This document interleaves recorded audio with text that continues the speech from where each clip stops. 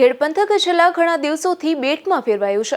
તેમ છતાં કોઈ પણ રાજકીય પક્ષના આગેવાનો આ પંથકની મુલાકાતે પહોંચ્યા નથી, જેથી આ વિસ્તારના લોકોમાં ભારે રોષ જોવા મળી રહ્યો છે। આ વિસ્તારમાં છેલ્લા ઘણા વર્ષોથી આ સમસ્યા છે, પરંતુ માત્ર ચોમાસા ટાણે જ આ સમસ્યા દેખાય છે। ત્યારબાદ કોઈ કામગીરી ન થતી હોવાનું સ્થાનિકો જણાવી રહ્યા છે। વરસાદે વિરામ લીધો, પરંતુ ભાદર નદી એ શાંત રહી છે, મેરસાણ નદી શાંત રહી છે, પરંતુ જે ગામડાની પરિસ્થિતિ હતી 8 દિવસ કેમ વિતાવ્યા, કારણ કે તમામ રસ્તાઓ બંધ હતા, જળબંબાકાર જેવી પરિસ્થિતિ હતી, વરસાદો ખૂબ ચાલુ હતા।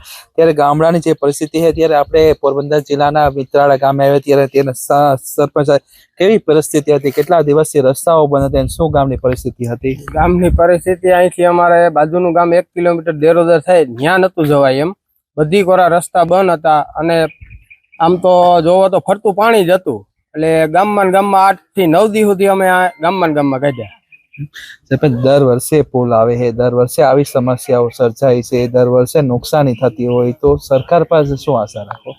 તો સરકાર પર તો આશા એ રાખીએ કે જે પાક વાવ્યા હતા એ નિષ્ફળ થયા, અને ખેતી અત્યારે પાણી હજી તો ભર્યા છે, એટલે કેટલીક ધોવાણી હજી પાણી ઉતરે પછી ખબર પડે, કેમ કે ગઈ સાલ પણ અમે રજૂઆત તો કરી હતી, પણ સરકારે કઈ ધ્યાનમાં લીધું નથી। પૂર આવે છે, નુકસાન છે, પણ સરકાર વર્તન નથી આપતી, માત્ર સર્વે કરે છે। ત્યારે કે આનો કાયમી માટે નિકાલ કેવી રીતના થાય? કાયમી માટે નિકાલ એક જ છે કે નદીઓને પહોળી કરવામાં આવે, ઊંડી કરવામાં આવે। આજે સૌરાષ્ટ્રની મોટામાં મોટી નદી જે ભાદર ગણાય ને, એક વોંકડા જેવી બની ગઈ। તમે આવો મારી સાથે, અહીંથી 500 મીટર ગામથી દૂર છે, અને એને પરિણામે નદી ફલાંગી અને ચારે બાજુ પૂર જેવી પરિસ્થિતિ કરી નાખે છે। આજે આ પોરબંદર જવા માટેનો નવાગામ રસ્તો અમે જોઈએ ને તો 8 દિવસથી બંધ છે, હજી 4-5 દિવસે એ રસ્તો માંડ ચાલુ થાય। કંડોળા આજ ખુલ્યું તો રસ્તો એકદમ બગડી ગયો છે, એટલે ખરેખર બહુ વિકટ પરિસ્થિતિમાં ઘેરના ગામડાઓ જીવી રહ્યા છે। ખાસ કરીને તંત્ર છે, રાજકીય આગેવાનો છે, હાલતા મુલાકાત લેતા હોય તો એની પાસે શું આશા? તમે કોઈ રજૂઆત આવી કરી હતી?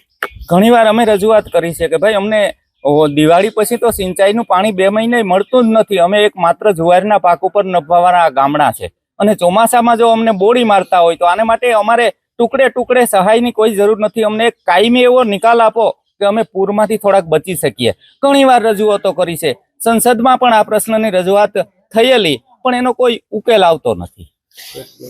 ખાસ કરીને આ વિસ્તારના લોકો કાયમી માટે જે પરિસ્થિતિનો સામનો કરે, કારણ કે દર વર્ષે જ્યારે ચોમાસું આવે ત્યારે પૂરની સ્થિતિ હોય, 7 દિવસ 8 દિવસ રસ્તાઓ બંધ હોય છે। આવી સ્થિતિનું જો કાયમી માટે નિરાકરણ કરવું હોય તો રાજકીય નેતાઓ અને તંત્રને આગળ આવવું જોઈએ, જેથી કરી જે કાયમીનો સોલ્યુશન છે નીકળી શકે। કારણ કે ચેકડેમો અને તળાવો છે ઊંડા થાય, નવા ચેકડેમો બનાવે તો આ વિસ્તારના લોકોને ખૂબ લાભો મળે। નાગેશ પરમાર, ગુજરાત ન્યૂઝ, કુતિયાણા।